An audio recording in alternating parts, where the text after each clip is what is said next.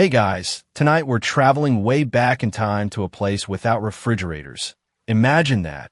A life where your precious snacks could betray you overnight.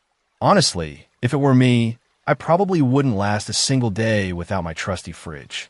So, before you get comfortable, take a moment to like the video and subscribe, but only if you genuinely enjoy what I do here. And hey, drop a comment below letting me know your city and the exact time you're tuning in from.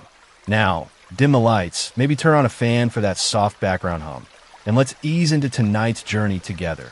Your eyes blink open under the bright, early morning sun. Congratulations, you've just landed in ancient Korea.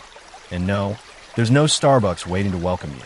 As you rise up, brushing off dirt that's way older than your grandma's grandma, you notice a bunch of people digging enthusiastically. At first glance, it looks like they're setting traps for very large rabbits. But nope, they're actually creating storage pits to keep food fresh. Welcome to the earliest chapter in the saga of the Korean kimchi jar. You shuffle over, curious, as villagers heave heavy clay jars into these freshly dug holes. Why bury perfectly good jars underground, you wonder? As if reading your mind, a cheerful, wrinkled man gestures for you to help. You kneel down, pushing the jar into the dark, cool pit. Immediately, you feel the temperature drop as your fingers brush the damp earth. Bingo! That coolness is precisely why they're down here. Ancient Koreans cleverly exploited the constant, chilly temperature below ground level to preserve their food, especially kimchi. You peer into a nearby jar, sniffing cautiously. A pungent but oddly appealing aroma wafts up, making your stomach growl. You're tempted to sneak a bite, but then remember, you're technically centuries from home. Eating random fermented veggies from strangers might just end badly. Instead, you settle for observing closely. Each pit is carefully sealed with straw and heavy stones, and sometimes even a layer of earth on top, creating an almost airtight seal. You quickly realize this isn't a simple hole-in-the-ground approach. It's an ingenious method carefully honed over generations. Korean winters were harsh, and without preservation methods like these underground jars, survival would have been tricky. Just imagine waking up on a winter morning. Your only hope for food is pickled cabbage carefully stowed underground months earlier. But here's something quirky historians still puzzle over. Why exactly Koreans decided to use cabbage, of all vegetables? Some theories suggest cabbage was simply abundant and resilient enough to endure long periods of fermentation without becoming mushy. Others propose nutritional advantages, like boosting immune health during winter. And of course, historians can't resist debating this endlessly.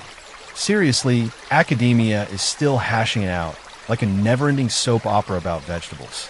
As you look around, you notice the villagers marking these pits meticulously, each family knowing exactly where their jars lie beneath the earth. It's like an ancient food bank without the convenient labeling system. You chuckle softly to yourself. Imagine forgetting where you buried your precious kimchi jar. Digging randomly in desperation would certainly make dinner preparation interesting. The sun climbs higher, heating the air around you, but beneath your feet, the jars remain safely cool. This method would endure for centuries, passed down through countless generations. Yet, as you watch the villagers diligently prepare their kimchi jars, you can't help but wonder, would anyone back home today willingly trade their high-tech fridge for a muddy pit? Probably not. But it sure makes you appreciate the ingenuity that ancient humans showed when confronted by harsh realities. They didn't just survive, they innovated, adapted, and sometimes even thrived. And honestly, looking at your messy hands and dusty clothes, you feel strangely connected to them now. Just don't tell your friends back home. You'll never live down your new reputation as the ancient kimchi connoisseur. The villagers finally finish their work, standing back and admiring their handiwork proudly. You brush off your clothes, feeling oddly satisfied. You've just helped plant the seeds, well, jars, for a preservation tradition that would echo across generations, shaping Korean culture in profound ways. And this, my friend, was just your first day. Trust me, the journey ahead is even more fascinating and probably less muddy. You wake up, Once again in ancient Korea, your back slightly sore from yesterday's kimchi jar adventure. This morning, the village buzzes with excitement. A pottery master has arrived to share secrets about crafting the perfect kimchi jar. You hurry over, eager to learn from this ancient artisan. Around him, villagers gather like modern fans at a pop-up cafe, eyes wide and expectant. You squeeze through the crowd to get a better view. The pottery master, whose hands are rough and scarred from years of clay manipulation, moves effortlessly.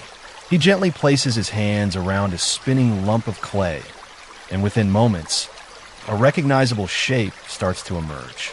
It's smooth, elegant, and perfectly symmetrical, a far cry from the lumpy vase you once made in elementary school. But here's the catch. As lovely as it looks, beauty isn't even the jar's most important trait. Instead, the secret lies hidden in its microscopic pores. You lean in closer as the master explains. A good kimchi jar must breathe, but not too much. Wait, breathe? You can't help but picture a kimchi jar gasping for air, dramatically yelling, "Please, just a little oxygen." But seriously, he has a point. Pottery jars naturally have tiny pores that allow a small amount of air circulation, essential for kimchi fermentation. Too much air would spoil everything, but zero airflow would halt fermentation altogether. These humble jars, therefore, perform a precise balancing act. The master passes around samples for everyone to feel.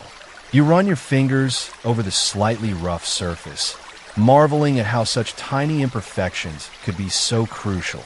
Every pore carefully regulates moisture and airflow, allowing the kimchi to ferment gently and gradually, becoming tastier by the day.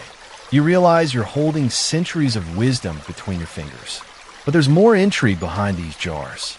As villagers discuss enthusiastically, you overhear whispers about a very peculiar belief that the character and even mood of the potter somehow influence the jar's quality. If the potter was calm and cheerful, the jar would preserve kimchi better. But if he was grouchy, you'd end up with sour kimchi. Literally sour, not just the pleasant fermented kind. Of course, historians chuckle at this today, but the belief reflects how deeply pottery was intertwined with daily life and human emotion. In fact, pottery making was often considered a spiritual practice, and some potters even meditated beforehand. This wasn't just superstition. It was about being mindful and intentional, qualities that undoubtedly influence craftsmanship. The master now demonstrates how the jars were fired. You follow closely as they carry the pottery to a simple kiln, a massive brick structure blazing brightly. The jars enter the inferno, and you can almost hear them whisper nervously, "Goodbye, cruel world." Hours pass as everyone anxiously waits. You sit, munching absent-mindedly on rice cakes offered by a kind elderly woman, wondering if ancient pottery enthusiasts felt this suspense each time. Finally, the jars emerge, transformed and hardened.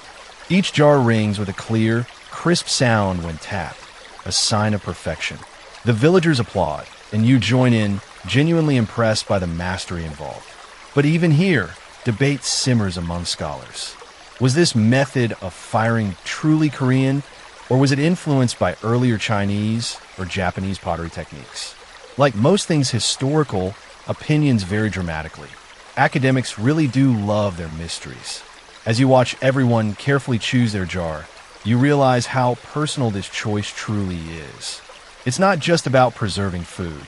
It's about preserving culture, family, and identity. Each jar will become part of the household, holding food that feeds and sustains, bearing witness to countless family meals, stories, and celebrations. Somehow, these simple jars become silent yet invaluable family members, quietly enduring through the years. You hold a newly fired jar, feeling the warmth radiating gently from its ceramic body. It's as if the jar whispers to you about generations to come, families yet to be born who will share its bounty. Not bad for something made from mud and fire. The sun dips lower, casting a warm, golden hue over the village. Your fingers trace the jar's subtle imperfections, once more appreciating every tiny pore. You realize how this seemingly insignificant detail, the jar's ability to breathe, has shaped Korean culinary tradition in ways few fully understand. Tomorrow promises another step forward in the fascinating story of the kimchi jar. But for now, you're content just holding history in your hands, knowing you've touched something truly timeless. The morning sun rises lazily over ancient Korea, casting a gentle glow onto the quiet village. You stretch your arms above your head, savoring this peaceful moment before curiosity draws you out into the fresh air again. Today, something feels different. Villagers scurry about with purpose, arranging dozens of kimchi jars neatly in their gardens. The scene is strangely orderly, almost like an ancient pottery-themed chessboard. You chuckle quietly, picturing jars marching into battle formations, awaiting commands from an invisible kimchi general. You wander closer, noticing the intricate pattern, jars aligned in neat rows, all facing the same direction. It's like a pottery flash mob, meticulously arranged for optimal Instagram aesthetics. But why such precision? You squint skeptically at a man adjusting one jar, turning it ever so slightly to the left. He notices your puzzled expression and beckons you over with a broad grin. "Ah, this is very important," he explains seriously, motioning at the jars. Facing south helps maintain the perfect temperature and airflow.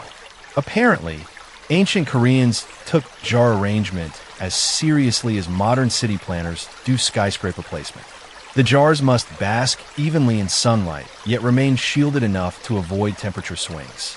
It's all about balance. Too hot, the kimchi spoils. Too cold, and fermentation halts.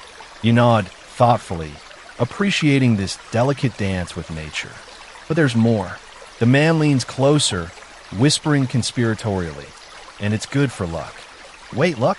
You blink, half expecting the jars to start granting wishes or forecasting lottery numbers. But no, it's simpler. Correct placement supposedly brought harmony to households.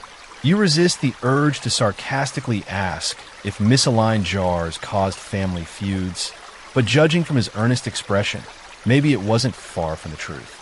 As you explore further, you spot some jars covered in decorative patterns, carved spirals, and subtle floral motifs.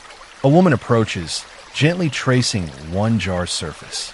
"Each jar carries our story," she murmurs softly.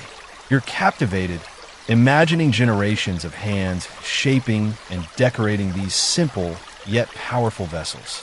Interestingly, historians still debate whether these decorations were purely aesthetic or if they serve practical purposes, like improving grip or even influencing fermentation. Academia thrives on these quirky puzzles, endlessly arguing about the intentions of long-forgotten potters. Your attention shifts to a young boy energetically helping his family, balancing smaller jars awkwardly in his arms. One slips slightly, causing you to instinctively reach out and catch it. The jar feels cool and heavy in your hands, solid yet delicate. For an instant, you sense the jar's quiet strength, crafted patiently to endure generations. The boy thanks you sheepishly, and you return the jar, watching him carefully place it back in line. Amused, you step back and marvel at the overall arrangement. Rows upon rows, jars standing proudly like guardians protecting the village's sustenance. You smile, imagining the jars whispering stories late at night, gossiping about their human owners and quietly judging their cooking skills. Maybe jars had their own social hierarchies, secretly vying for the prime spots closest to the sun. This meticulous jar placement tradition became deeply rooted in Korean culture. Families passed down precise instructions through generations, each believing strongly in the benefits, both culinary and mystical. Interestingly, these rituals survived even when people no longer fully understood the original logic, turning into a comforting habit rather than a strict necessity. You ponder this as the afternoon wanes. Maybe traditions endure because they comfort us, connect us, or simply because they're charmingly odd. Whatever the reason, standing amidst these jars, you realize you're witnessing something beautiful, a community coming together around a simple yet profound ritual. As evening approaches, Villagers gather once more, satisfied with their day's meticulous work. You take one last look at the rows of jars, imagining them as tiny sentinels diligently guarding centuries of culinary wisdom. Tomorrow promises yet another twist in this fascinating saga. But right now, you're content to linger here, feeling oddly comforted by the neatly aligned jars around you. Who knows?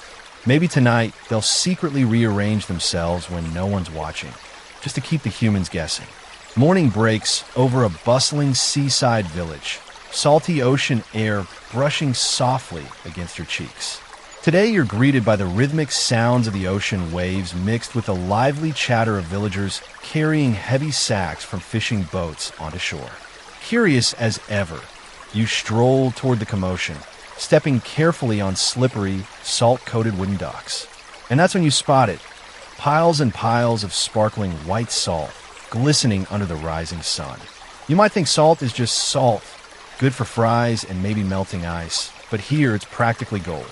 You quickly realize salt isn't just seasoning. It's the very lifeblood of the kimchi making process. Without it, those treasure jars back in the village would just hold sad, soggy cabbage. The salt journey fascinates you. This village lies far from salt-producing regions, yet every grain has traveled hundreds of miles across treacherous waters. You marvel at the determination required, especially since ancient boats weren't exactly luxury cruise liners. Picture cramped wooden vessels bravely navigating rough seas just to ensure cabbage could properly ferment. Talk about dedication. But wait, why travel so far for salt? You pose this question aloud, and a cheerful fisherman overhears you. He beams as if waiting all his life to answer precisely this question. Ah, you see, he begins dramatically. Good kimchi demands good salt. Ours here is pure, clean, and ideal for fermentation. Local salt just won't cut it. You're surprised. Salt isn't simply salt, after all. Different salts had different mineral compositions, crucially affecting kimchi's taste and preservation qualities. Historians today debate endlessly about this preference. Was imported salt genuinely superior, or was it merely a status symbol, proving a family's wealth and connections?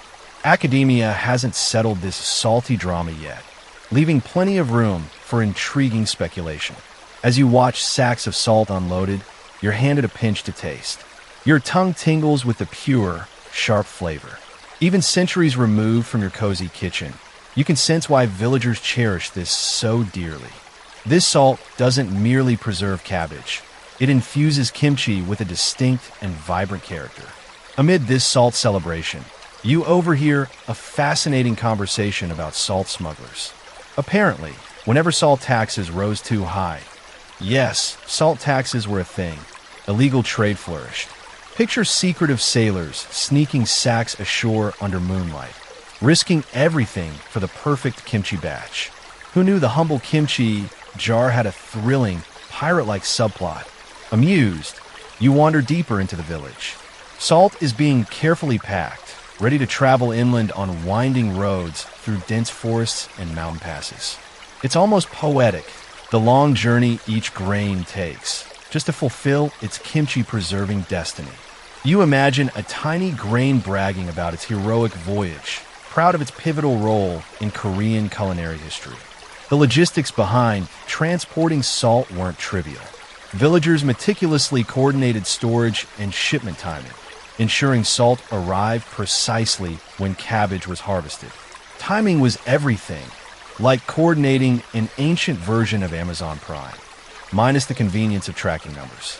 You watch a caravan of donkeys and carts set off inland, sacks carefully secured. Salt, valuable as gold, now begins its long, arduous trek toward the waiting kimchi jars. You can't help but wonder if ancient villagers held their breath every season, anxiously awaiting salt's safe arrival. Imagine the heartbreak if a single caravan was delayed. No salt, no kimchi, and thus, no flavorful meals during winter. As the day fades, you reflect quietly. Salt, so commonplace today, was once central to survival and cultural identity. Each grain symbolized perseverance, careful planning, and a community's collective determination. It's strangely poetic how something seemingly mundane can become utterly essential, binding people together across distances, generations, and even seas. Tonight, as the sun dips below the horizon, villagers gather around small fires, sharing stories. You sit quietly among them, warmed by the flickering flames and salty ocean breeze. Tomorrow brings another fascinating chapter in your kimchi jar journey. But for now, you're content simply marveling at the extraordinary lengths people went for something as seemingly simple as salt. Who knows? Maybe tomorrow's adventure involves pirates and secret caves. Or perhaps it'll just be more cabbage drama. Either way, you're ready. Morning breaks over a bustling seaside village, salty ocean air brushing softly against your cheeks. Today you're greeted by the rhythmic sounds of the ocean waves mixed with the lively chatter of villagers carrying heavy sacks from fishing boats onto shore. Curious as ever, you stroll toward the commotion, stepping carefully on slippery, salt-coated wooden docks. And that's when you spot it. Piles and piles of sparkling white salt, glistening under the rising sun. You might think salt is just salt, good for fries and maybe melting ice. But here it's practically gold. You quickly realize salt isn't just seasoning. It's the very lifeblood of the kimchi making process. Without it, those treasure jars back in the village would just hold sad, soggy cabbage. The salt's journey fascinates you. This village lies far from salt-producing regions, yet every grain has traveled hundreds of miles across treacherous waters. You marvel at the determination required, especially since ancient boats weren't exactly luxury cruise liners. Picture cramped wooden vessels bravely navigating rough seas just to ensure cabbage could properly ferment. Talk about dedication. But wait, why travel so far for salt? You pose this question aloud, and a cheerful fisherman overhears you. He beams as if waiting all his life to answer precisely this question. Ah, you see, he begins dramatically. Good kimchi demands good salt. Ours here is pure, clean, and ideal for fermentation. Local salt just won't cut it. You're surprised. Salt isn't simply salt, after all. Different salts had different mineral compositions, crucially affecting kimchi's taste and preservation qualities.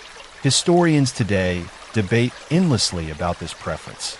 Was imported salt genuinely superior, or was it merely a status symbol, proving a family's wealth and connections? Academia hasn't settled this salty drama yet, leaving plenty of room for intriguing speculation.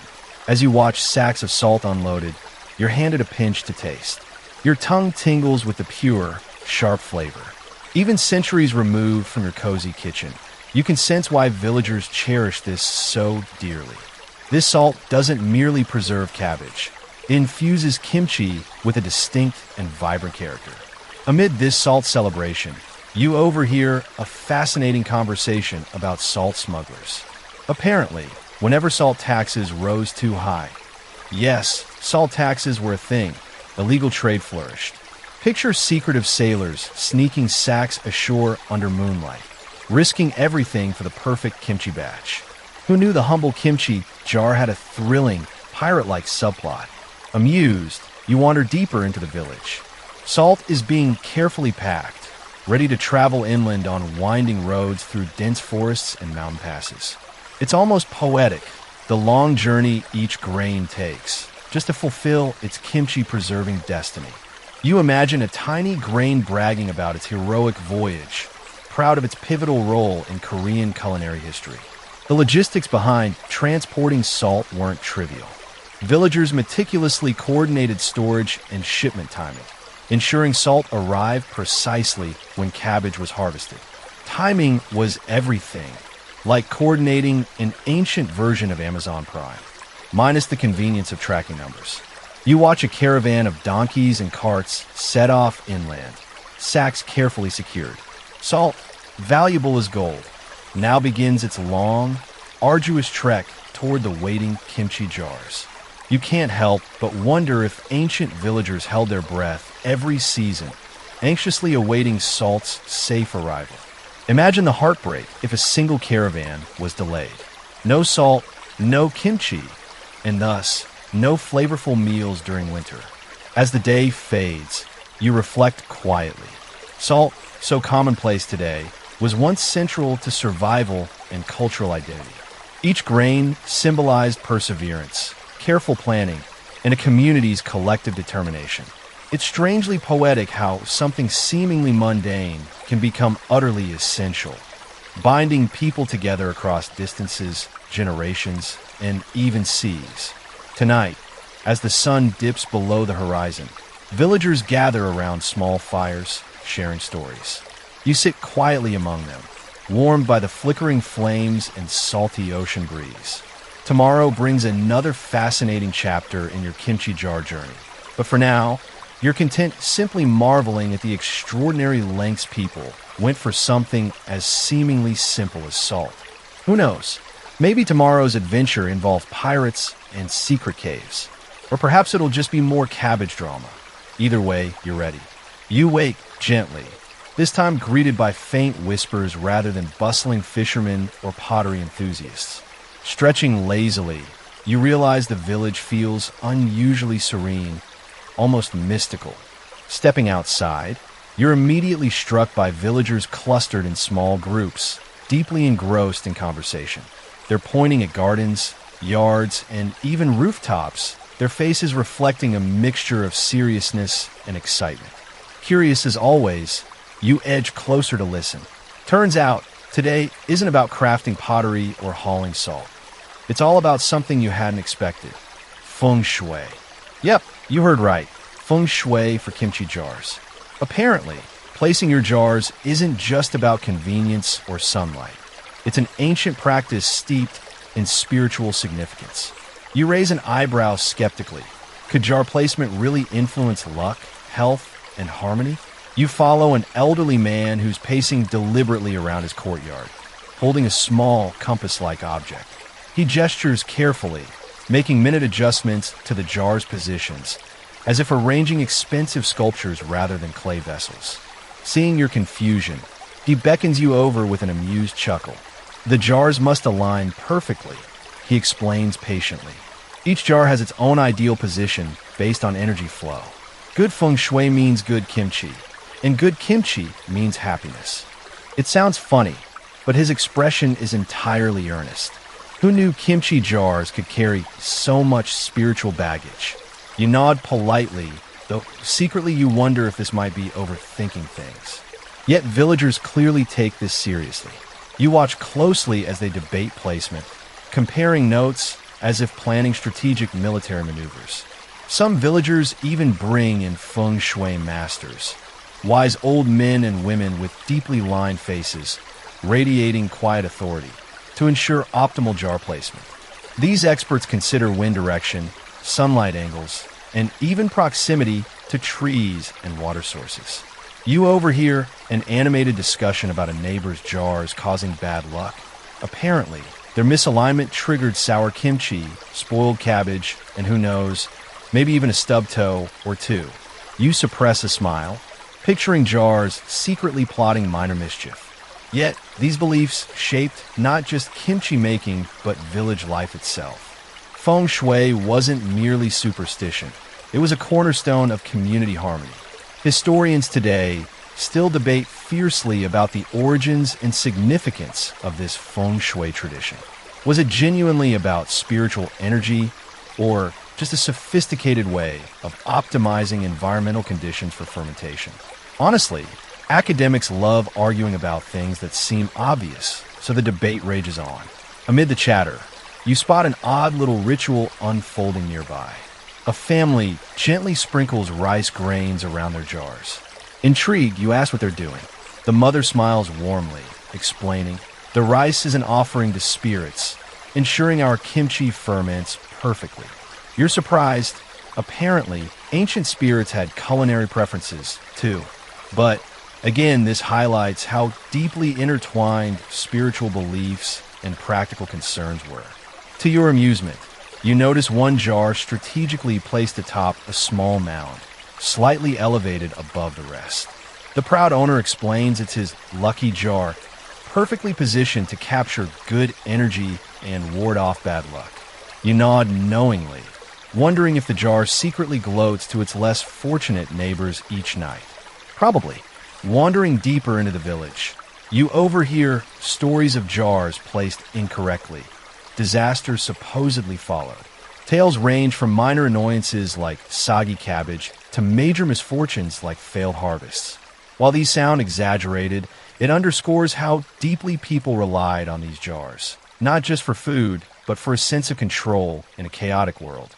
As daylight fades, villagers finally finish their feng shui adjustments, satisfied smiles spreading across tired faces. You reflect quietly, realizing this seemingly quirky tradition had profound implications. Aligning jars wasn't simply about superstition or tradition. It was a heartfelt attempt to create harmony, order, and meaning amid uncertainty. You settle comfortably by a gentle fire, the flames flickering warmly. Tomorrow promises another fascinating twist in your kimchi adventure. But tonight, you gaze affectionately at the jars, neatly positioned around the village. Maybe there is a subtle magic in this careful placement, quietly influencing lives in ways both practical and poetic. Or maybe the jars are just enjoying being the center of attention. Either way, tonight feels peaceful, balanced, and pleasantly filled with good energy, exactly what feng shui intended. Today, you wake shivering slightly, the air crisp and biting, filled with tiny flecks of snow swirling lazily around your face. Overnight, the village transformed into a peaceful winter wonderland. If peaceful means freezing and desperately wishing you'd packed warmer socks. Shaking off the chill, you step outside to a scene straight from a postcard. Snow-covered roofs, icy paths, and villagers wrapped in thick layers, cheerfully working despite rosy noses and frosty breath. You watch curiously as they approach their rows of kimchi jars. Something peculiar catches your eye. Each jar is blanketed by a thick layer of snow, carefully shaped into a gentle dome. You squint suspiciously. Is this another quirky tradition, or did everyone decide to build mini igloos for jars overnight? A friendly woman spots your confusion and approaches, warmly bundled in woolen scarves. Her smile radiates kindness and amusement as she explains, "The snow protects our kimchi. It's nature's refrigerator." You laugh softly, imagining snow as a prehistoric kitchen appliance. Yet, beneath the humor lies practical genius. Snow and ice naturally insulated and regulated temperatures, perfectly preserving food during harsh Korean winters. You kneel carefully beside a jar, brushing away flakes gently with your fingertips. Surprisingly, beneath the snow, the jar's surface feels stable, not too cold or warm, precisely balanced to sustain gentle fermentation. Ancient Koreans harnessed nature brilliantly, exploiting harsh conditions to their advantage rather than merely surviving them. Interestingly, some villagers go even further. Nearby, you spot families carrying chunks of ice from frozen ponds, placing them strategically around jars. Watching their teamwork, you marvel at the effort expended just to keep cabbage tasty. It's impressive and a bit humbling to see how communities rally together against nature's toughest challenges. As you explore deeper, you hear stories of ancient ice houses called bingo, used to store not only kimchi jars but other precious perishables. These structures, ingeniously built underground or partially submerged, maintain stable low temperatures even during warmer spells. Imagine ancient Koreans casually walking into their backyard ice houses to fetch snacks. It feels strangely relatable, minus the Wi-Fi. Historians still debate exactly when these ice storage methods began in Korea. Some argue they were influenced by neighboring cultures. Others believe Korea independently developed this practice. Academics seem forever stuck in these chilly debates, but regardless, the ingenuity remains undeniable. Suddenly, laughter erupts behind you, interrupting your historical musings. You turn to see children excitedly packing snow around smaller jars, competing to build the sturdiest jar snowman. Even amidst practical tasks, fun and joy remain ever present. You chuckle, picturing jars secretly loving this playful attention, silently judging the kids' sculpting skills. Yet, alongside joyful activities, villagers maintain a quiet reverence for winter's challenging power. Harsh winters taught them crucial lessons: preparation, resilience, and cooperation. Every snow-covered jar represents a family determined to protect their nourishment and traditions from nature's icy grasp. Slowly, evening falls, painting the village in soft twilight hues. Families retreat indoors, leaving jars safely insulated beneath layers of snow and ice.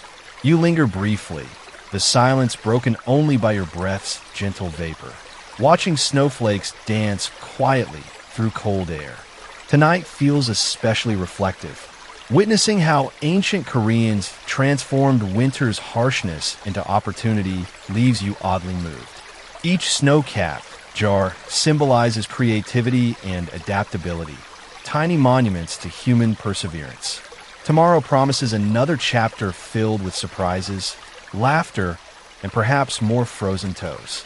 But for now, standing quietly amid the snow, you feel an unexpected peace. Somehow, beneath these snowy domes, centuries of warmth, care, and wisdom silently await discovery. Maybe you'll never look at snow or cabbage the same way again.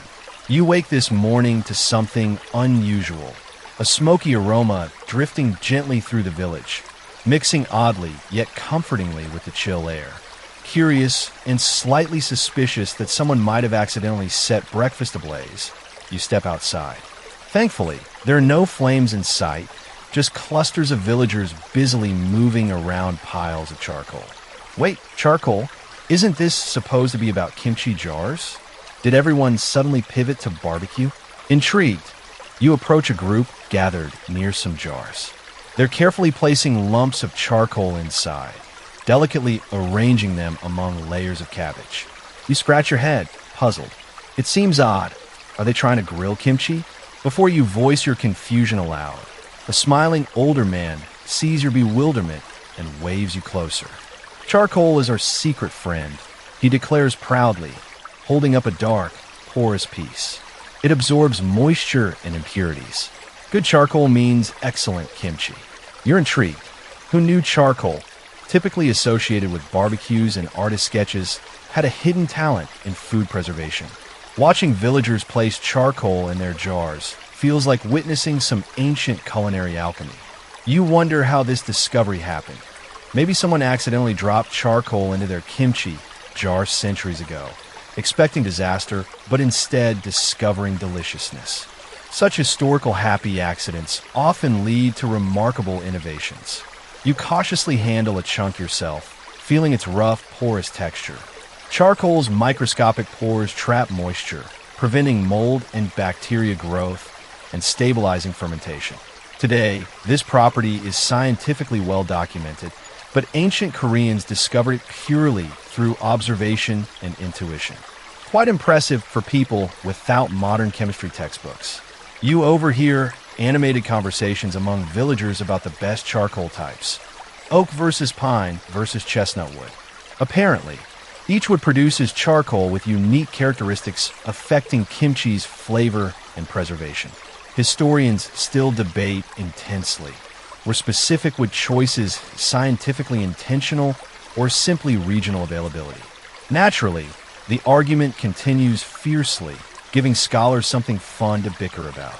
Nearby, a woman demonstrates her own peculiar charcoal ritual. She carefully wraps charcoal in clean fabric before placing it inside the jar, claiming it provides even greater purity. You smile gently, appreciating her commitment, though you secretly wonder if the charcoal mind's wearing clothes. Amidst these charming rituals, someone tells you about charcoal's surprising medicinal history. In ancient Korea, charcoal wasn't just culinary. It also had purported healing properties. People believed charcoal could purify bodies, not just jars. Whether scientifically accurate or not, this belief highlights charcoal's central role in daily life, trusted and relied upon deeply. As you wander further, a mischievous child grabs charcoal and playfully scribbles on a nearby wall, giggling uncontrollably. You chuckle softly, imagining villagers centuries later puzzling over mysterious charcoal drawings. Maybe future historians would interpret these innocent doodles as profound symbolic art. Who knows? But the charcoal's practical benefits remain undeniable. Villagers relied on it heavily, especially in humid or rainy seasons. Kimchi jars without charcoal often succumb to spoilage, leading to disappointing winters filled with sad cabbage faces around dinner tables. By afternoon, villagers finish carefully arranging their charcoal-infused jars, satisfied smiles spreading across faces. You step back, feeling a quiet admiration.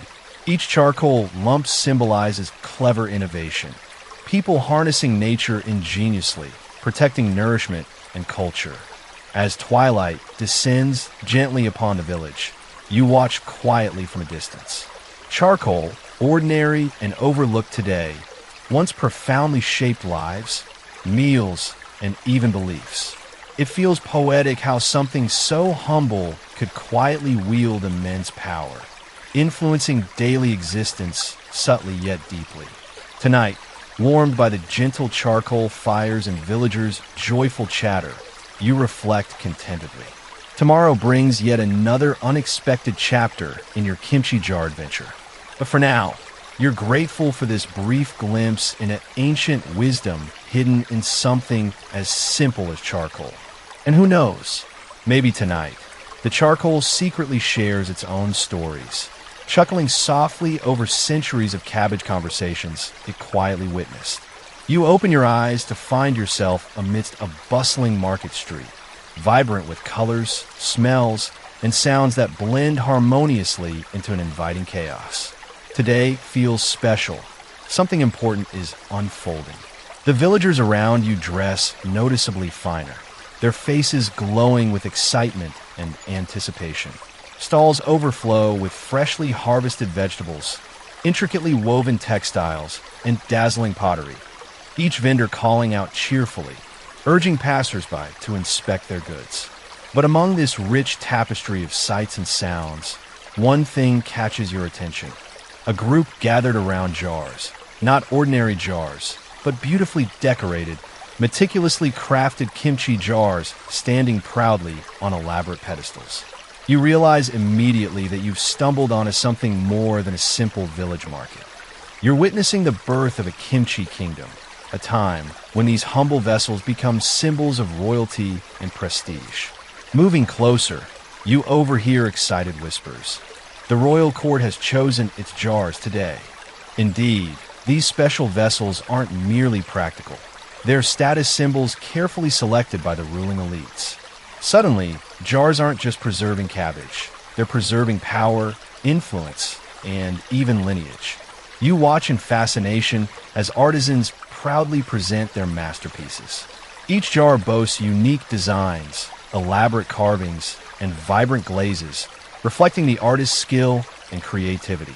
Royal families meticulously inspect jars, assessing beauty, craftsmanship, and, most importantly, their supposed ability to produce superior kimchi. Imagine your family's honor riding entirely on the quality of fermented cabbage. Historians still fiercely debate this phenomenon. Did royal kimchi jars truly affect taste and quality, or were they purely decorative status symbols? Either way, the importance placed on jars undeniably elevated their cultural significance, turning them into iconic representations of wealth, power, and refinement. Curiously, these royal jars also played pivotal roles in diplomacy. Gifting elaborate kimchi jars became customary when establishing political alliances or marking special occasions. Imagine foreign dignitaries diplomatically accepting jars, politely pretending enthusiasm about cabbage preservation. Yet, these diplomatic gestures profoundly influenced relationships, demonstrating respect and goodwill across kingdoms. As you continue through the market, something unusual catches your eye. A magnificent jar, prominently displayed, adorned with gold leaf and detailed royal insignias. You blink twice, ensuring you aren't imagining things. A nearby vendor, noticing your awe, proudly explains, "This jar will be sent to the royal palace." Only the best kimchi belongs to the king. You chuckle quietly, picturing royal taste testers solemnly judging kimchi batches, their verdicts determining artisans' fates. Historical records indicate such taste tests did occur, though how seriously cabbage influenced politics remains hotly contested by historians, as usual. Further ahead, a pottery master animatedly explains to a gathered crowd that royal jars require special clay, glazes, and firing techniques, carefully guarded secrets passed down only to trusted apprentices. Listening, you marvel how deeply traditions rooted in simple food preservation became wrapped in secrecy and ceremony. Jars, humble kitchen objects, were elevated into revered cultural treasures. Suddenly, loud cheers erupt. The royal delegation has arrived to select jars. You watch eagerly, heart pounding slightly faster despite yourself. The delegation carefully examines each masterpiece, making dramatic, whispered consultations before finally pointing decisively to chosen jars. Victorious artisans beam triumphantly, while the less fortunate quietly sigh. It's like an ancient pottery reality show, complete with drama, suspense, and cabbage. Later, as the excitement fades, you walk quietly through the deserted market streets, reflecting deeply. These royal jars symbolize far more than mere food storage. They embody human ambition, creativity, and desire for recognition. Even something as simple as kimchi could weave itself into royal ceremonies, politics, and cultural heritage, an extraordinary testament to human ingenuity. Tonight, under a peaceful sky, you feel deeply connected to the countless artisans, villagers, and royals whose lives intersected around these jars. Tomorrow promises yet another fascinating chapter. But right now, you savor this brief, quiet moment of appreciation. Maybe, somewhere, those royal jars quietly whisper their stories, relishing their newfound celebrity status. Or maybe they're just happily fermenting cabbage, unaware they once changed history. You wake gently today, yet something feels different. The surroundings more structured, the conversations distinctly more scholarly. Instead of bustling markets or snowy village lanes, you find yourself inside a spacious, modern classroom, sunlight streaming through large windows, illuminating a group of serious-looking people huddled over microscopes and notebooks. Gone are the pottery wheels and jars arranged by feng shui principles. Welcome to a new era, the era of science. Peering curiously around, you realize you've somehow landed in early 20th century Korea, a pivotal period when tradition and modernity collide dramatically. Today's scholars are engrossed in vigorous debates about kimchi, not its taste or jar placement luck, but about microscopic organisms invisibly shaping its fate, the mysterious world of lactic acid bacteria. A bespectacled scholar stands, passionately explaining to peers how these invisible bacteria transform humble cabbage into nutritious, flavorful kimchi. For centuries, people intuitively knew kimchi was healthy, yet never truly understood why. Today, science finally peels back the curtain, revealing nature's hidden chemistry. You move closer, intrigued, as scientists heatedly discuss bacteria strains, fermentation temperatures, and salt concentration. It's amusing. These modern experts debate fermentation with the same intensity villagers once argued feng shui positions. Some things never change. Interestingly, not all scholars agree about which bacterial strains best preserve kimchi, maintaining perfect balance between flavor, nutrition, and shelf life. Academic feuds simmer gently beneath polite smiles. Historians, nutritionists, and microbiologists each passionately defending their theories. Of course, the academic debate never settles, ensuring plenty of entertaining conflicts for future textbooks. You watch fascinated as scientists carefully scoop kimchi samples from various jars, meticulously noting subtle variations. They speak of bacteria as allies, microscopic chefs orchestrating complex fermentation. Without them, kimchi would merely be salty cabbage.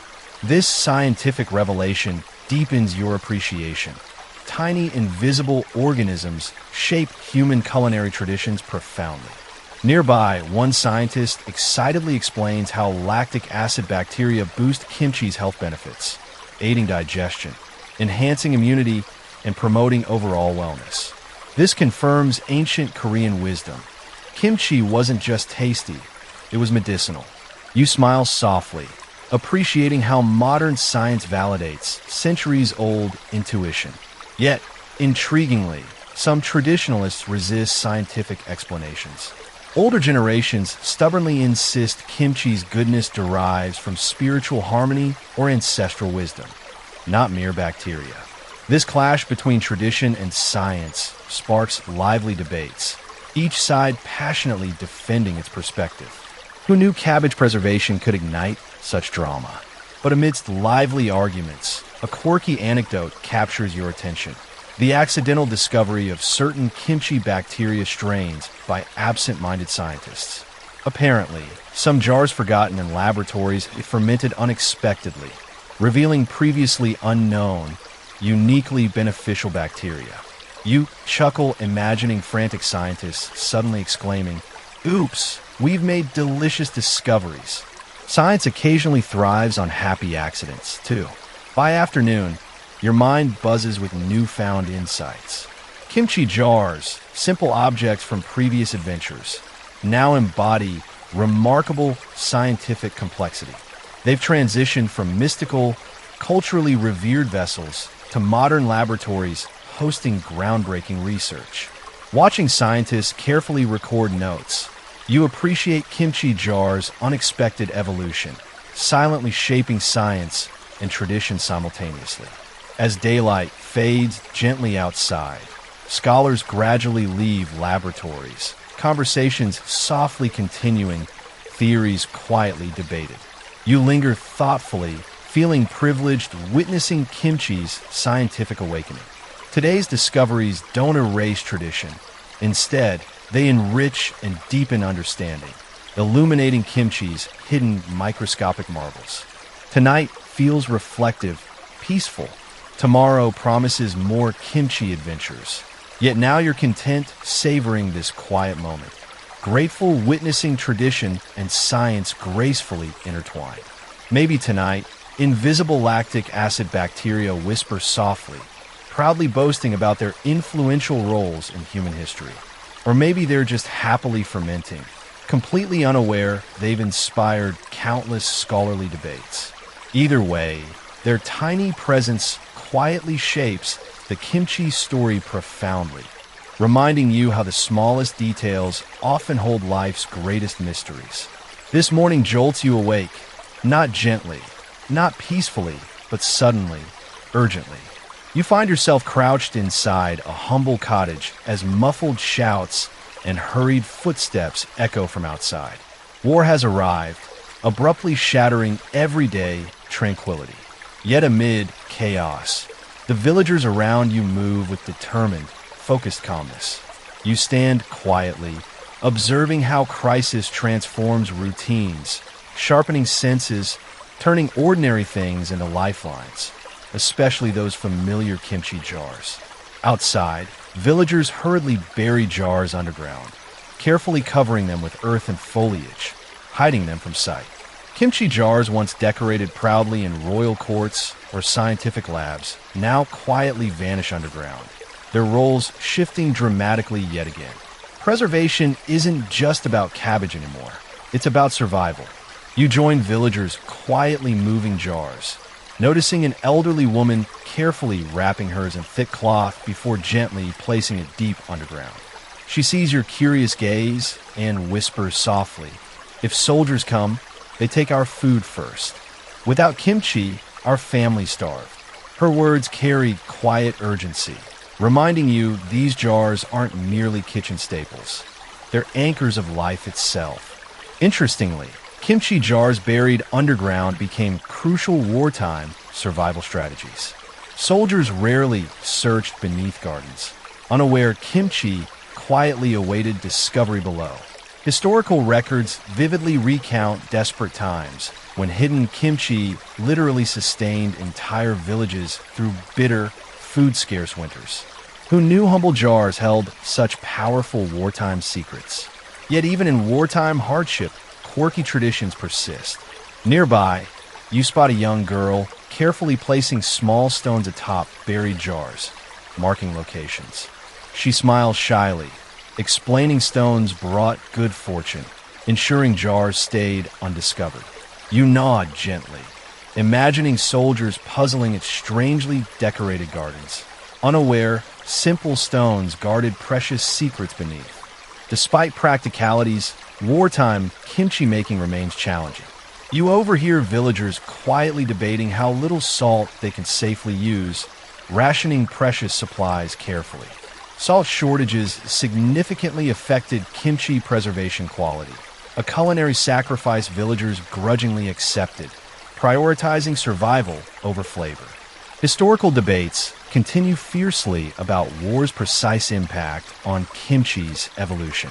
Did wartime scarcity inspire innovative preservation techniques, or merely enforce culinary austerity? Historians, naturally, still argue passionately, ensuring lively academic debates endure indefinitely. Amid uncertainty, a remarkable story emerges from villagers gathered quietly nearby. During invasions, communities secretly shared hidden kimchi reserves, risking capture to ensure collective survival. You marvel at villagers' selfless cooperation under dire circumstances, reaffirming kimchi's profound role, not just food preservation, but social solidarity. As daylight fades gently, tension remains palpable yet strangely quiet. Villagers silently complete jar concealments, their movements careful, efficient. You linger thoughtfully, reflecting deeply. Wars disrupted countless lives, yet through turmoil, kimchi jars quietly offered stability, nourishment, and hope. Tonight, villagers gather silently indoors, listening carefully to distant sounds, uncertainty thickening night air. You sit quietly among them, sensing shared resilience radiating quietly through subtle glances, whispered conversations. Tomorrow remains uncertain, yet villagers find quiet reassurance knowing hidden jars patiently await beneath familiar soil. Maybe tonight, jars buried deep underground whisper softly among themselves, patiently awaiting peace's eventual return. Or perhaps they silently reminisce about happier times. Markets bustling, children playing, jars proudly displayed above ground. Either way, their quiet presence beneath earth symbolizes enduring hope, reminding villagers that even amid darkness, life's simple comforts persistently await rediscovery, quietly nourishing human spirit through history's toughest challenges. You awaken to the rhythmic clang of machinery echoing through the air, instantly realizing you've leaped forward in time once again. Today, you're standing in the heart of a busy Korean factory, mid-20th century, and instead of pottery wheels and charcoal, there's shiny metal equipment, conveyor belts, and uniformed workers bustling about with focused precision. Blinking at the brightness, you watch a production line churning out shiny, modern vessels. Metal, plastic, and glass containers steadily replacing traditional ceramic jars. The atmosphere feels distinctly industrial, and a subtle sense of loss tugs at your heartstrings. Where's the magic, the personal touch, the quirky rituals? Has tradition given way completely to convenience? You approach a cluster of workers on their break, overhearing a spirited debate. Ceramic jars breathe naturally, making superior kimchi, insists an older woman passionately. Her younger colleague rolls his eyes playfully. Modern containers seal better and last longer, he counters. Clearly, the debate between old and new kimchi jars mirrors broader societal shifts, tradition clashing with technology. Interestingly, these newer materials weren't introduced randomly. Each solved specific problems traditional jars struggled with, like fragility, weight, or inconsistent airflow. Yet, scientists and historians endlessly debate whether kimchi genuinely tastes better from traditional ceramic jars or if nostalgia clouds judgment. The controversy, predictably, remains unresolved, probably forever. Curious, you pick up a shiny metal container, feeling its sleek, sterile surface. It's undeniably practical, durable, and efficient. But does something intangible vanish with convenience? Imagining kimchi fermenting inside metal instead of porous clay feels oddly impersonal, like swapping handwritten letters for emails. Functional, yet somehow emotionally thinner. Nearby, an elderly pottery artisan quietly observes factory operations. You approach him respectfully, noting gentle sadness in his eyes. Progress is good, he says softly, but sometimes tradition gets lost along the way. You nod thoughtfully, feeling his quiet wisdom deeply. Watching sleek containers speed past, you sense this transition symbolizes more than just kimchi preservation. It signifies broader cultural evolution, balancing tradition with progress, comfort with nostalgia. Amusingly, you overhear factory managers proudly discussing innovative sealing methods, boldly claiming kimchi now ferments more scientifically. You chuckle softly, picturing ancient ancestors rolling their eyes at modern claims of innovation, muttering, "We did fine for centuries without scientific lids." Despite humor, undeniable benefits emerge from modern containers. Cleanliness, convenience, mass production enabling wider access to nutritious kimchi. Yet villagers nostalgically recall older jars' quirks fondly, reminiscing about adjusting jar lids seasonally, debating feng shui placements passionately. You realize traditional jars weren't merely containers. They were vibrant parts of daily life. Reflecting quietly amid factory noises, you grasp how deeply kimchi jars symbolize societal transitions. Tradition versus modernity, handmade versus mass-produced. Watching containers mechanically assembled, you wonder, can both coexist harmoniously, tradition enriching innovation without losing soul? As daylight fades gently, factory lights flicker on, illuminating equipment's rhythmic dance. Workers head home, debates softly lingering in conversations. You linger thoughtfully, realizing kimchi jars aren't merely kitchen objects. They're mirrors reflecting societal tensions, cultural evolutions, and personal emotions. Tonight, surrounded by machinery's hum, you quietly reflect. Tomorrow promises more kimchi adventures. Yet now you savor this moment, grateful witnessing traditional jars' graceful transformation into modern containers. Maybe tonight, sleek metal vessels whisper softly, proudly boasting innovation's benefits. Or perhaps they quietly acknowledge nostalgia's gentle tug, respectfully remembering clay ancestors who quietly shaped history's culinary heritage profoundly. Either way, kimchi jars silently continue shaping human stories, adapting subtly yet powerfully to changing times, always nourishing bodies and hearts along their fascinating evolutionary journey. This morning, you met with something both familiar and strange. You're no longer in a village or a bustling factory. You're in a cozy apartment, probably from somewhere in the 1980s Korea. The air is warm, filled with the faint scent of garlic and chili paste, and the soft hum of a refrigerator quietly blends in the background. Wait, is that a regular fridge? You peek around. Nope, it's bigger, squatter, slightly intimidating. This is a kimchi refrigerator, and it's about to change everything. You move into the kitchen, where a middle-aged woman is carefully organizing containers inside this magnificent appliance. She notices you and grins.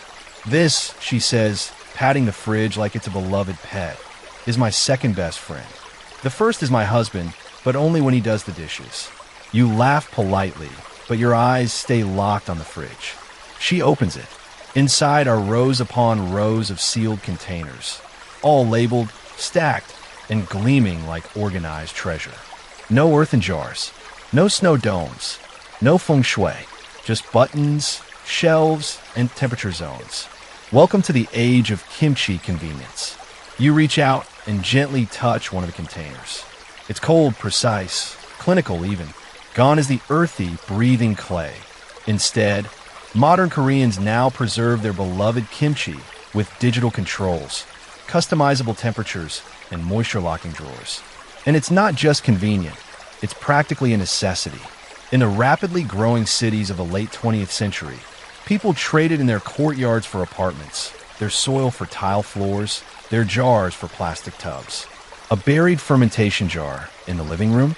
Yeah, not exactly a landlord's dream. Enter the Kimchi refrigerator, a genius invention born from the need to preserve tradition inside a concrete jungle. Still, not everyone embraced it easily. You hear the woman mutter under her breath, "The old jar made better tasting kimchi." But this one doesn't explode in summer. Yes, no more surprise fermentations. No more juices bubbling out at 3 a.m.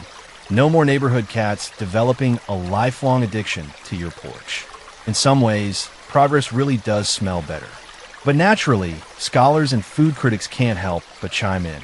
To this day, debates rage. Does the kimchi refrigerator make better kimchi, or merely more convenient kimchi?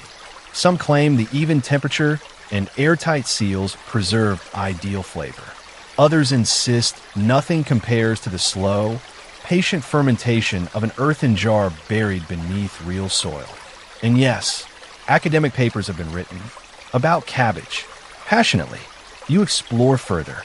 The woman demonstrates different compartments. This one's for aged kimchi. This one's for fresh batch. That drawer? Oh, that's just for radish. Radish needs its own vibe. You nod seriously, as if you, too, deeply respect the radish's personal space. It's remarkable how much care and complexity still surrounds the act of preserving vegetables. Even wrapped in plastic and stored behind glass, kimchi remains a living thing, evolving day by day. This fridge is more than an appliance. It's a bridge between old ways and new spaces, between taste and technology. As evening descends, you sit quietly at a low table, sharing a simple dinner with the family. There's rice, stew, a fried egg, and of course, for kind of kimchi. Some from the fridge, others aged in a relative's countryside fermentation jar. You taste them all, and you know what? They're all different and all incredible. Tonight, you feel the cultural tension again, but also the harmony. Maybe the jar and the fridge aren't rivals after all. Maybe they're chapters in the same story, partners across time, each carrying the spirit of cabbage in their own unique way. And maybe, just maybe, the radish drawer really is sacred. You wake up to the soft pings of digital buttons and a glossy kitchen, so pristine it practically sparkles. Stainless steel countertops, LED panels, voice-activated timers. It's clear you've landed in modern-day Korea. But before you get too comfy admiring the smart home setup, your attention is stolen by a refrigerator. Not just any fridge. This thing has dual doors, a touchscreen, and wait, is that a humidity setting labeled fermentation mood? Yep, you've entered the golden age of the kimchi fridge renaissance. Standing proudly next to it is its owner, a sharp-eyed home chef armed with an apron, a phone full of recipes and opinions. Lots of opinions. She beams at you, gestures toward the fridge, and says, "This baby has 4 zones. 4. One's for extra-age stuff. One's for family kimchi. One's just for guests. And the 4th? That's where we keep the stuff we pretend to eat, but never do." You nod with sincere admiration. This isn't just food storage. It's architecture for flavor. You open the door slowly, as if revealing a sacred vault. Inside, neatly stacked glass containers labeled with dates, spice levels, and even suggested meal pairings greet you like loyal employees. There's a drawer just for white kimchi, a shelf for cucumber rolls, and, yes, even a secret corner with a personal stash labeled Dad's Emergency Midnight Kimchi. It's oddly poetic. These fridges are monuments to personalization. Where once clay jars were shaped by hand, these machines are now shaped by user settings. Temperature controls, pH monitors, odor isolation. There's even an app that lets you monitor your kimchi's progress from your phone. The cabbage has officially gone digital. But amid all the techie joy, something even more fascinating is happening, a cultural revival. Across the country, younger generations who once rolled their eyes at fermented vegetables are suddenly obsessed with homemade kimchi. Influencers post side-by-side comparisons of jar-aged versus fridge-aged. Food bloggers track fermentation diaries with dramatic flair. Asterisk day 14. Tanginess has reached divine levels. Asterisk. You join a group at a kimchi making workshop hosted in a trendy urban studio. Think exposed brick walls, polished wooden counters, and someone playing lo-fi beats in the background. Everyone here is in their 20s and 30s, dressed stylishly, sleeves rolled up, hands deep in chili paste. It's a vibe. Your instructor, an upbeat man in glasses and a perfectly crisp apron, walks you through each step, choosing the cabbage, massaging the salt, layering the flavors. He doesn't scoff at using a fridge. In fact, he celebrates it. The key, he says, is knowing what you're preserving. It's not just food. It's family. It's memory. It's something we never want to forget. Still, not everyone agrees on what the best kimchi is. Some swear by aged-on-the-counter sourness. Others love the clean crunch of fridge-fermented batches. And of course, historians and chefs argue endlessly. One researcher even claims the perfect kimchi needs both: a brief natural fermentation in a jar before moving into the fridge for stability. Naturally, everyone else strongly disagrees, and the debate lives on. You return home that night with a jar of your own creation tucked safely in your arms. Not a clay jar, not quite an heirloom, but still, it feels sacred. You pop it into the custom-designed kimchi fridge, tap a setting labeled Balanced Funk, and smile. Because whether it's a clay jar buried in snow, a sealed container on a royal pedestal, or a high-tech fridge drawer with its own Wi-Fi, kimchi continues to evolve, just like the people who make it. And that evolution, it's delicious. The city hums softly tonight. Neon signs blink gently outside your window. Cars pass like whispers. And somewhere in the distance, the faint sound of a late-night ramen shop bell rings. But you're standing at the entrance of a festival. Not a summer fireworks one. Not one with cotton candy or roller coasters. This is something much more fermented. Welcome to the Kimchi Cultural Festival. Before you is a sprawling field of tents, booths, stages, and yes, giant sculptures of kimchi jars smiling like old friends. The air is thick with spices and nostalgia, and people of all ages are milling about. Families, tourists, foodies, even toddlers in cabbage-themed hats. You step in slowly, part amused, part amazed, and immediately get hit with a warm wave of roasted garlic and chili pepper. The booth closest to you is run by an older woman, proudly presenting her family's onggi jar, worn smooth from generations of use. "This jar is older than my marriage," she says with a grin, "and possibly more loyal." You nod respectfully. You've seen a lot of jars in your time-traveling journey, but none quite like this one. There's a kind of love in the way she handles it, like cradling an old friend. All around you, traditional jars are on display. Not hidden in the ground, not stacked in storage, but celebrated.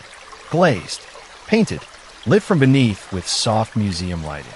They're not just tools anymore. They're heritage, standing tall like ceramic storytellers. And yet, they aren't there alone. Across the aisle, a group of young designers showcases sleek, modern reinterpretations of kimchi jars, some made of recycled glass, others with solar-powered lids, one even shaped like a geode. This one uses AI to track fermentation levels. A student explains, tapping a glowing ring on the lid. It texts you when it's at peak flavor. You don't know whether to laugh or be impressed, so you do both. The crowd flows like gentle water. Over at a storytelling tent, an elderly historian recounts how fermented cabbage once helped entire villages survive brutal winters.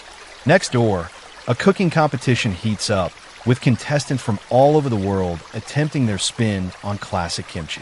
There's even a booth where you can sculpt your own miniature jar out of clay. You try it. It comes out looking like a confused turnip. Still, you're proud. But the part that hits you hardest isn't the flavors or the gadgets or the trivia. It's the wall. A long white wall titled * Kimchi Memories. * people have written messages in dozens of languages. My grandma's kimchi cured everything. I was homesick until I opened a jar. My dad didn't say I love you, but he made me kimchi every week. You stand there quietly, heart full, eyes scanning each note. And suddenly, you realize the jar was never just about preservation. It was about connection, across time, across families, across continents. Even in this modern age of refrigerators, online recipes, and fermentation trackers, people are reaching back toward the old, toward the earthy, toward the hand-formed vessels that once sat under snow, or beside a warm kitchen fire, or buried just outside the front door. You grab a cup of mulled rice drink and step into the crowd. Laughter swells around you. Music plays softly from a traditional drum stage, and lights dance across the night sky like ripples of memory. Tonight, the jar is more than just a jar. It's a symbol of everything that's lasted. Through cold winters, through war and change, through kitchens big and small. It's tradition transformed. It's family fermented. And the best part? Tomorrow, someone else will add their story. You wake up beneath a sky that doesn't quite belong to any century you've visited before. It's clearer somehow, the air thinner, the horizon wider. Around you, everything hums, not with the noise of carts or factories or festivals, but with the soft, constant vibration of technology. Sleek buildings stretch upward like glass reeds. Drones float lazily overhead. And you're standing in the center of a futuristic research lab with, wait for it, a kimchi jar, or something like it. It's translucent, glowing faintly, pulsing ever so slightly like it's breathing. A researcher glides over. Yes, glides, because wheels are apparently obsolete, and greets you with the kind of cheerful efficiency only the future can deliver. Welcome. This is our zero-gravity fermentation chamber. We've just completed our first successful batch of kimchi in orbit. You blink. Orbit? She laughs at your stunned expression and pulls up a holographic display of Earth from space. We're testing preservation methods for long-term deep space missions. Fermented foods are nutrient-rich and adapt well to enclosed systems. Kimchi might be one of the first cultural foods to survive and thrive on Mars. You laugh out loud, partly from awe, partly because you once watched a woman sprinkle rice around a berry jar for luck, and now you're watching fermented cabbage get beamed across planets. Nearby, a young engineer shows off a smart jar prototype. It monitors bacteria activity in real time, adjusting internal pressure and light levels to encourage ideal fermentation. It even has a setting called grandma style, which apparently mimics the average microbial activity of a 1950s Korean household. He shrugs. It tested best in flavor trials. But even here, in the sterile gleam of a high-tech future, you see something beautifully familiar. On a side shelf, behind the lab's blinking monitors and transparent chillers, sits an old, scratched-up onggi jar. No fancy systems, no sensors, just clay and time. That's the control sample, the lead scientist tells you, reverently. Everything we do still traces back to that one. In a nearby lounge, a group of future colonists in training sits around, scooping kimchi out of little metal tins and eating with biodegradable chopsticks. One of them, a botanist, raises a brow and says, "My mom used to say, you can tell if a home is happy by how their kimchi smells." Another replies, "Mine said the same. Funny how some things never change, even when you're prepping for Saturn." That night, as artificial starlight glows gently above your head, you step outside the lab dome into the simulated Martian soil garden. Rows of vegetables grow under red filtered lights. And at the end of the row, yep, there it is. A mini kimchi jar, half buried like a tribute, even though everyone here knows it's purely symbolic. You stand there for a moment, letting the silence stretch. This jar, centuries from its clay origins, now sits at the edge of human exploration, still doing what it always did. Preserving life, culture, flavor, memory. And you realize the kimchi jar didn't just evolve across time. It's carried something with it, something weightless but powerful, a sense of home, a thread connecting soil to sky, past to possibility. Tomorrow, someone will eat space kimchi on a distant planet, and maybe they'll think of a mother, a grandmother, a friend. Maybe they'll remember the smell of salt and spice in a kitchen long gone. And maybe, just maybe, the jar will still be there in some form, quietly watching, quietly waiting, quietly preserving. And now, we've come to the quiet part of the journey. The fire is low. The jars are resting. The cabbage, finally, is at peace. You've wandered through cold winters and dusty courtyards, peeked into royal kitchens and space labs, followed jars through wars, workshops, and living rooms with glowing refrigerator lights. You've seen hands, young, old, trembling, steady, packing cabbage with care, passing down a tradition not through words, but through motion, memory, and love. The kimchi jar was never just about preserving food. It preserved time, preserved silence, preserved a thread that somehow never broke, no matter how far we moved, no matter how loud the world got. And now, you're back in your own space. Maybe it's quiet around you. Maybe a fan hums gently. Maybe your feet are tucked under a blanket, your breath slower than when we began. So let your eyes grow heavier. Let your thoughts dissolve like salt in water. Let the stories settle like the first snowfall on a buried jar. Tomorrow will come, but for now, you are safe, you are warm, and somewhere in the soft darkness of soil or the quiet hum of a fridge, something good is waiting for you.